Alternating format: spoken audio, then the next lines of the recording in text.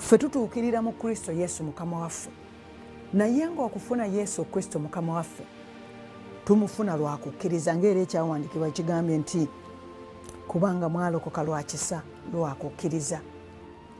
Gwe okufuna Yesu Kristo ng'omulokozi wo omufuna lwa kisa ate lwa kukkiriza, kubanga omuntu akkiriza na mutima gwe n'oyatula n'akamwako nti Yesu Kristo ye mulokozi wange. Era kyova olaba nti tulaba abantu bangi enjiri kasiteebuulirwa, omuntu n'avaayo ng'ekisa kya Mukama kimukomyeko, omulaba bulabi nga tulula amaziga, naye nga waliwo amaanyi, ekisa maanyi. Kakati ekisa kya Mukama kikuwalula ne kikuleeta ku nnamulondo ey'ekisa. Bw'oba obadde olina by'otambuliramu, enjiri n'ebuulirwa, enjiri eri ku mazima mu butuufu, n'okomebwako.